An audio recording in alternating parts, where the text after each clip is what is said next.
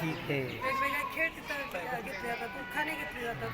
तेव्हा संस्कृती आपल्याला कळते. आणि त्याचबरोबर आपण जे वाण देतो, तर आम्ही म्हटलं ते वाण आपण एखादी वस्तू द्यायची नाही, तर आपण पुस्तकं देऊन ते वाण विकूया. नागपंचमी असेल तर नागाचं महत्त्व आहे.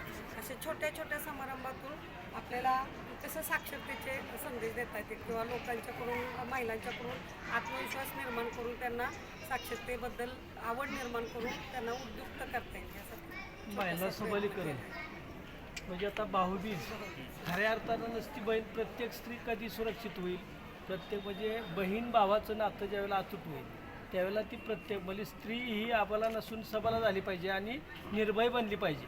त्यासाठी साक्षरतेच्या कृती कार्यक्रमातून हे आपल्याला समाजाला संदेश द्यायचा एक भाऊबीजेचा.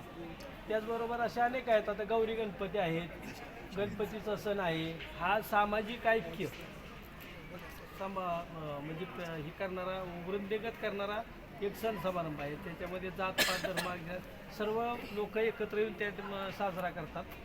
अशा अनेक संदेश या ठिकाणी देता येतील. गुढीपाडव्यामध्ये आपला कडुनिंबाचा पाला असतो, त्याच्यामध्ये आरोग्याचा संदेश असतो. त्याची जी पान आहे त्याच्यामध्ये सगळी भावनिक, बौद्धिक, शारीरिक विकासाची आपण करू शकतो. तर हे आम्हाला दुपारी काल अर्ध्या दिवसात हां. आणि सगळ्यात महत्त्वाचं म्हणजे शाळा एक आपला ज्ञानाचा कलश आहे. ते ज्ञानाच्या कलशातून ते ज्ञान मुलांच्या मार्फत आता पण मगाशी आजोबा म्हणले की आजी म्हणजे नातीबरोबर शिकतील नाही का. पण साहेब मी आज एक थोडक्यात माझं मत सांगतो, तुमची परवानगी असेल.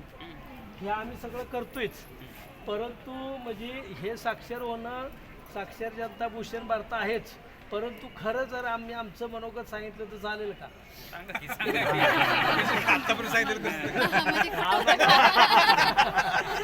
आमचा एक संदेश जावा की आम्हाला हे करण्याला सुद्धा आमची आवड आहेच, परंतु आमचा जास्त वेळ त्या मुलांचं म्हणजे कोवळी रोपं त्यांना जास्त खरं पाण्याची आणि याची गरज आहे. बरोबर आहे ना. आम्ही त्यातला वटलेली झाडं म्हणत नाही, परंतु कोवळी रोपांना आपल्याला जास्त हे करावं लागेल. आमच्या शिक्षकांचं ते काम आहे, कारण आम्हाला खऱ्या अर्थाने शाळेमध्ये आमची ह्या कार्यक्रमाला आमचा विरोध नाही.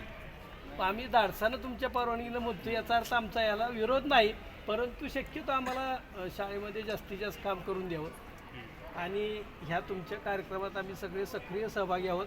आपण या ठिकाणी आता आलात, आमच्या स्टॉलला भेट दिली, त्याबद्दल आम्ही तुमचे ऋणी आहोत.